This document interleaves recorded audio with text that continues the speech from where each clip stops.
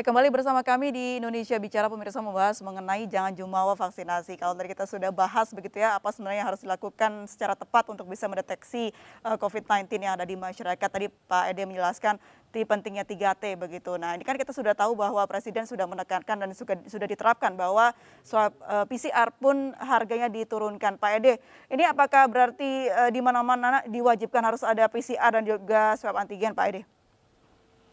Sebenarnya bukan itu tujuannya ya. Kalau dalam konteks penanganan pandemi, itu adalah bagian dari deteksi kasus ya.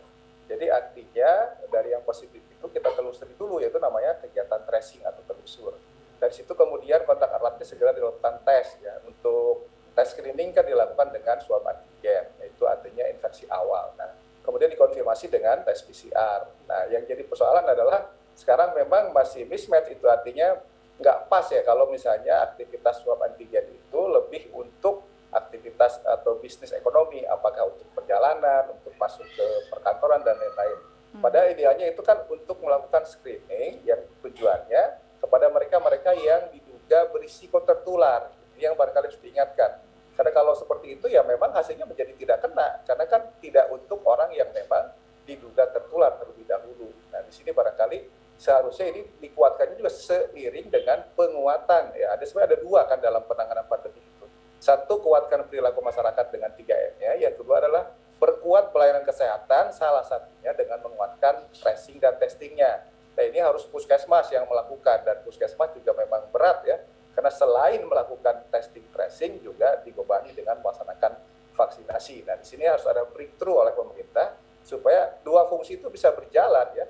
Satu adalah fungsi proteksi dengan vaksinasi yang harus secepatnya, yang kedua adalah fungsi penemuan kasus dengan testing dan tracing tadi.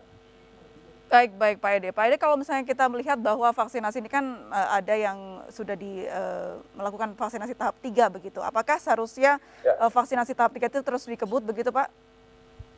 vaksinasi tahap 3 secepatnya harus dilakukan untuk seluruh tenaga kesehatan. Saat ini ternyata kan vaksinnya juga tidak mudah, dan itu dikhususkan kepada petugas kesehatan yang melayani langsung pasien di rumah sakit. Saya sebagai salah satu petugas kesehatan masyarakat, karena tidak melayani pasien langsung, ya nanti prioritasnya belakangan ya. Karena ini booster ya. Tujuannya apa? Supaya para petugas kesehatan yang melayani langsung itu bisa memiliki kekebalan yang prima sehingga tidak mudah menular dan juga tidak menjadi agen penular bagi pasien lain atau kepada orang lain yang ada di pelayanan kesehatan dalam ini di rumah sakit. Ya Pak Ede, ini apakah dipengaruhi juga dengan adanya mutasi virus? Jadi seharusnya kita menambah lagi dosis vaksin yang sudah dilakukan. Sebenarnya booster itu lebih kaitannya ke penurunan antibodi yang ada di tubuh, karena memang vaksin ini kan masih dalam proses pengembangan ya. Dan memang secara umum vaksin corona misalnya, corona untuk influenza juga ada batas waktunya yang di bawah 1 tahun. Jadi potensi turunnya antibodi itu satu yang wajar dalam konteks COVID ini, dan ini memang membutuhkan pemahaman bersama. Jadi apakah ada hubungannya dengan kaitannya dengan mutasi virus? Nah, kalau kaitan dengan mutasi virus adalah dengan orang divaksin, maka proses pencegahannya menjadi lebih efektif. Jadi harapannya memang mutasi bisa dibendung dengan vaksinasi sehingga tidak melebar atau menyebar kepada orang lain. Sehingga dua hal ini memang harus dipacu dengan secepatnya ya, supaya booster petugas kesehatan yang berisiko bisa segera terlindungi. Di sisi lain, potensi penularan di pelayanan kesehatan juga bisa berkurang, sehingga potensi penularan termasuk dalam ini adalah dari mutasi virus pun bisa dibendung juga. Pak Ade, ada banyak pertanyaan di mana apakah betul berarti jika seseorang yang sudah vaksin 3 kali itu sudah kebal begitu Pak, tidak terpapar COVID-19? Tidak bisa, posisinya saat ini itu posisinya booster ya, vaksin 3 kali itu booster, jadi bukan ibarat kepingan-kepingan mozaik kemudian masuk vaksin ketiga maka lengkaplah dan orang kebal, tidak ya. Posisinya adalah kembali, satu tidak mudah tertular, yang kedua adalah tidak mudah mengalami sakit parah. Jadi posisinya lebih ke arah perlindungan supaya tidak tertular, ini yang harus dipahamkan ya. Jadi bukan membangun kekebalan yang sempurna, ini walaupun sudah di booster oleh vaksin ketiga. Tapi mengurangi adanya kemungkinan terpapar begitu ya Pak ya? Ya. Saya ke Pak Roy. Pak Roy, Kalau terpapar bisa jadi terpapar, semua kita bisa terpapar. mengurangi potensi kan? Tidak menjadi infeksi gitu ya. Baik, baik. Saya kembali ke Pak Roy. Pak Roy, kalau mendengar tadi penjelasan dari Pak Ede begitu, berarti seharusnya ini yang menjadi syarat adalah ketika seseorang yang masuk di tempat umum yang sudah divaksin 3 kali untuk bisa mengurangi potensi terpapar dan menularkan. Apakah ini nanti akan dipikirkan oleh Ketua Umum Aprindo dan juga jajarannya? Ya, tentunya kami dalam hal ini mengikuti bagaimana observasi yang mendalam dari Kementerian Kesehatan dan juga seluruh stakeholder bagian daripada Kementerian Kesehatan dalam mengguidance rambu-rambu terhadap vaksin ketiga dan seterusnya. Tapi paling tidak yang kami dapat informasikan bahwa saat ini sudah intens antara pelaku usaha berkoordinasi dan berkomunikasi dialog dengan kementerian terkait, Kementerian Kesehatan dan juga Kementerian Perdagangan ya yang juga dalam hal ini berkaitan dengan upaya usaha kami dan tentunya dikombinasi oleh Bapak Kemenko Marifest. Nah ini kondisi-kondisi ini sudah rutin, sudah intensif dan kita harapkan justru misalnya ini diantaranya selain screening yang kita lakukan ini memang bertujuan untuk mengakselerasi masyarakat supaya segera vaksin bagi yang belum. Dan kita juga ada beberapa lokasi, khususnya bicara mall, itu juga menyediakan mini sentra vaksin. Nah ini juga menarik. Artinya, kalaupun mereka yang belum divaksin, supaya bisa langsung vaksin di tempat mini sentra vaksin yang juga disediakan oleh pelaku usaha. Sebagai bagian daripada kepedulian kita untuk segera mencapainya herd immunity. Ya, kita tahu bahwa memang vaksin juga bertahap ya, sekarang juga sudah mulai masuk, Moderna sudah mulai dipakai dari vaksinasi dari Amerika ya yang dan tentunya ini berharap apapun vaksinnya tujuannya utama adalah herd immunity. Selain yang 3T tadi ya, testing, tracing dan juga treatment karena itu memang bagian yang tentunya harus berkelanjutan. Pak Roy, bicara soal bagaimana pemerintah ikut serta membantu teman-teman yang terdampak karena Ya. PPKM kemarin begitu. Apakah sudah ada bantuan Pak untuk teman-teman atau pengusaha retail? Saat ini kami memang masih menunggu Bu April ya kondisi kelanjutan daripada stimulus berkaitan dengan bukan hanya untuk menyelamatkan industri atau sektor, tapi kita lebih mengutamakan untuk menjaga masyarakat atau pekerja khususnya dalam hal ini tidak ter-PHK karena memang ketidakmampuan daripada berlangsungnya kegiatan ekonomi. Nah ini yang kita harus jaga tentunya dan kita masih memang berharap adanya stimulus buat para pekerja. Karena mereka ini yang bekerja ini bila ada kebijakan strategis harus di PHK, tentunya mereka akan kehilangan daya beli, kemudian ketidakmampuan di dalam konsumsi, bahkan meningkatkan kemiskinan, tingkat kemiskinan ya yang lebih pada arah marginal. Nah jadi ini kita masih menunggu insentif berikutnya atau stimulus berikutnya bukan hanya untuk menyelamatkan usaha tapi justru untuk kepentingan kehadiran kami dalam memenuhi kebutuhan pokok dan sehari-hari masyarakat serta menyelamatkan para pekerja supaya tetap dapat eksis, dapat tetap produktivitas. Pak Roy, sebenarnya apa saja sih aspirasi-aspirasi yang ingin dikemukakan kepada pemerintah dari teman-teman Aprindo? Sebenarnya hal-hal ini adalah hal-hal yang umum yang juga kami sudah sampaikan dalam berbagai kesempatan, artinya berbagai sektor pun sama, yaitu bagaimana adanya stimulus untuk operasional ya.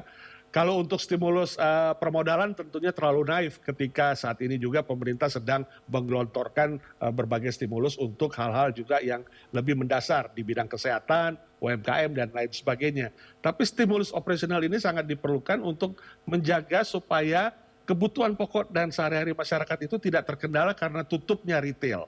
Nah ini tentu masih kami tunggu berkaitan misalnya yang tadi subsidi buat bantuan gaji bagi para pekerja yang berada di frontliner, 65% mereka adalah pekerja SPG, kasir dan lain sebagainya. Kemudian juga bantuan subsidi listrik misalnya supaya toko tetap buka, gerai tetap buka, tetap dapat melayani masyarakat yang ingin membeli sayur-mayur segar, karena itu memang harus memasang chiller dan refrigerator yang harus hidup 24 jam.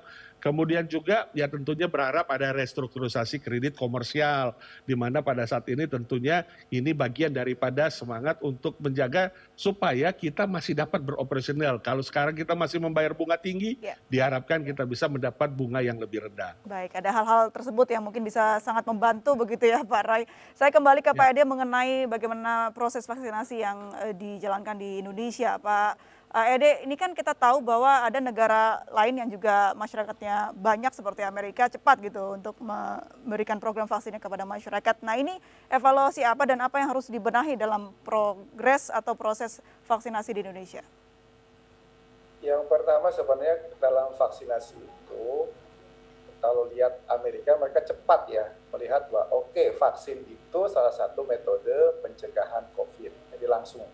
Yang kedua adalah mereka juga produsen gitu. Nah, kita ini kan bukan produsen, kita mesti beli pesan ke negara lain. Nah, di sini memang kemampuan diplomasi luar negeri kita yang mesti diperbaiki supaya pengadaan vaksin itu bisa cepat, mengingat di dalam negeri belum ada. Tentu saja industri dalam negeri itu harus didorong ya.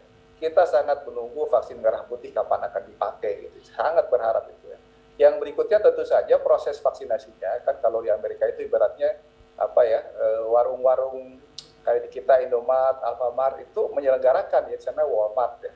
Artinya proses vaksinasi itu bukan kayak di kita sekarang ini kan misalnya kesannya masih seperti pesta ya, berkumpul banyak gitu ya.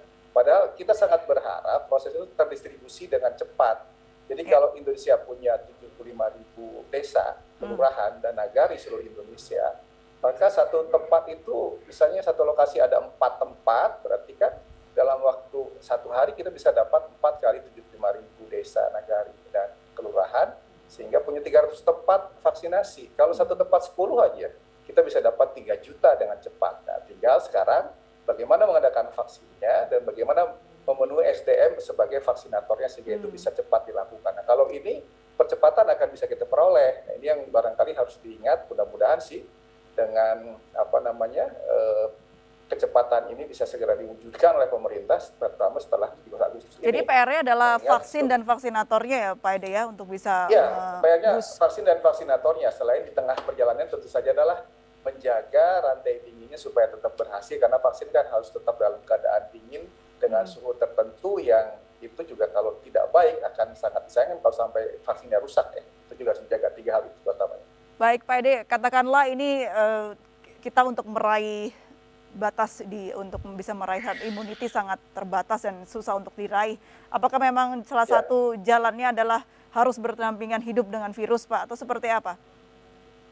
Berdampingan dengan virus itu artinya apa? Virusnya boleh ada, tapi kita tidak sakit. Kalaupun sakit tidak parah kan begitu ya. Jadi yang ini harus dipahamkan. Gimana caranya? Satu, kondisi kita manusia Indonesia harus jauh lebih sehat, gitu ya, harus lebih tangguh dengan melakukan kehidupan yang jauh lebih bersih dan lebih sehat serta lebih taat. Yang kedua adalah selama pandemi masih ada, tolong protokol kesehatan 3M itu terus diterapkan.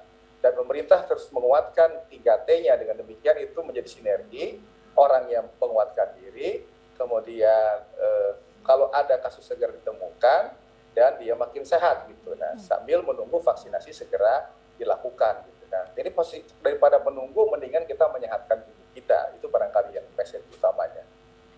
Baik, berarti adalah kesehatan dari mungkin kesadaran diri sendiri tentang kesehatan yang harus diperkuat begitu ya Pak Ede ya, untuk bisa memberantas COVID-19 ini, dan juga tidak boleh egois karena apapun yang harus dilakukan ya adalah untuk kepentingan bersama. Pak Roy, terima kasih banyak sudah bergabung. Semoga ada titik terang untuk bagaimana caranya supaya teman-teman di Aprindo bisa bangkit kembali.